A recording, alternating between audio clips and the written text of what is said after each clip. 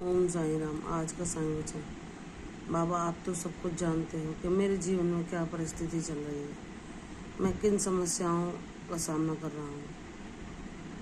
आप मेरे साथ हो, ये मुझे पूर्ण विश्वास है कि आप हर पल मेरा सहारा बने हुए हो, मुझे संभाल रहे हो इन विपरीत परिस्थितियों में, जहाँ आदमी संयम खो देता है, हिम्मत खो देता है और टूट जाता है। ऐसी परिस्थितियों में वहीं आप मुझे हर पल प्रेरणा देते हो, हिम्मत देते हो, धैर्य बंधाते हो कि मेरे बच्चे, मैं तेरे साथ हूँ, कोई भी विपदा तुझे हानि नहीं पहुँचा पाएगी। तो विश्वास रख, बस मेरी उंगली थामे ऐसे ही चलता रहे अटल इस मार्ग पर। लोग तुझे कितना भी बहकाना चाहें, तेरी भक्ति का उपहास उड़ाएं, तेरे विश्वास की हंसी करें, तुझे दुख देने का हर संभव प्रयत्न करें, तेरे अंदर 100 कमियां निकालें कि तू आलसी है, तू ईश्वर के भरोसे बैठा है, कुछ भी प्रयास नहीं कर रहा अपनी परिस्थितियों को बदलने का, इन समस्याओं से बाहर निकलने का। तो जाने दे मेरे बच्चे, मैं तेरे प्रयासों को देख रहा हूँ। तूने हर संभव कोशिश की है इस बुरे वक्त से बाहर जाने की, लेकिन जो हमारे लिए नियत होता है उससे हम छुटकारा पा ही नहीं सकते, क्योंकि ईश्वर की इच्छा के बिना एक पत्ता भी नहीं हिल सकता। तो जब वह चाहे तभी हमारे प्रयास सार्थक होते हैं। ईश्वर की मर्जी के बिना कुछ भी संभव नहीं। लेकिन ये दुनिया वाले नहीं जानते, वह तुझे ही सब बातों का उत्तरदायी ठहराते हैं, वह तुझे ही उलाहना देते हैं कि तू प्रयास नहीं कर रहा, तू इन अपने कर्तव्य कर्मों को करता हुआ भी, अपने संबंधियों को, अपने बच्चों को, अपने परिवार की जिम्मेदारियों को निभाता हुआ भी और भी प्रयास करके तू किसी तरह से धन का भी अर्जन कर सके। तो मेरे बच्चे वे अज्ञानी हैं, वे मूर्ख हैं, वे जानते नहीं हैं कि हमारे जीवन में जो भी समय आता है वह सब किसी न किसी कारण से ही आता है। वह हमें कुछ पाठ पढ़ाने आता है और ईश्वर की मर्जी के बिना किसी के जीवन में कुछ भी परिस्थितियां निर्माण हो ही नहीं सकती। यह सब कुछ भगवान की मर्जी से होता है और ईश्वर का इसमें कोई दोष नहीं होता, क्योंकि ये हमारे प्रारब्ध ही होते हैं जो हमने कभी किया होता है। उन कर्मों का फल हमें इस जीवन में दुखों के रूप में भोगना पड़ता है। भले ही उन कर्मों को हम भूल चुके हैं, वह जन्म हमें नहीं याद, लेकिन जैसे एक बछड़ा भीड़ में भी अपनी गाय को ढूंढ लेता है जो उसकी माँ होती है, वैसे ही कर्म हमारा कभी पीछा नहीं छोड़ते। वह भीड़ में भी हमें पहचान लेते हैं, हमारे पास आ जाते हैं और हमारे जीवन में अच्छा बुरा समय उन्हीं के द्वारा निर्धारित होता है। तो मेरे बच्चे, जब मैंने तुम्हें इतना ज्ञानवान बना दिया, जो अज्ञानी लोग हैं तुम वह नहीं जानते, वह सोचते हैं कि तुम आलस्य कर रहे हो या तुम्हारी अकर्मण्यता के कारण ये परिस्थितियाँ निर्मित हुई हैं। लेकिन मेरे बच्चे, तुम्हारा इसमें जरा भी दोष नहीं, क्योंकि जिस व्यक्ति के कारण ये परिस्थितियाँ निर्माण हुई हैं, जिसने पैसे के महत्व को नहीं समझा,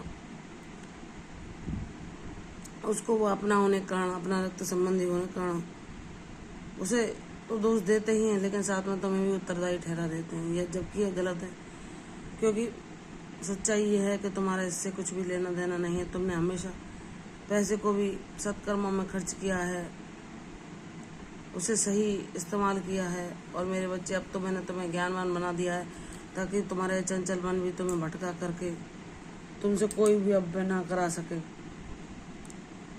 मेरे बच्चे, जब भगवान श्री कृष्ण गीता में कहते हैं कि लाभ हानि, जन्म मृत्यु, यश अपयश ये मेरे हाथ में है, इसके आगे इंसान मजबूर है, कोई भी इसमें कुछ नहीं कर सकता। यह सब ईश्वर के द्वारा नियंत्रित है कि हमें हमारे कर्मों के क्या फल कब मिलेंगे।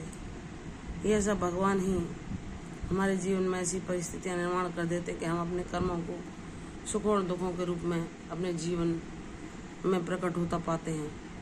तो मेरे बच्चे, तुम यह ना सोचो कि मैं तुम्हारे साथ नहीं हूँ। चंचल मन तुम्हें भटकावे में यह लाता है कि लाख प्रयास करने के बावजूद भी तुम्हें कोई सफलता नहीं दिख रही।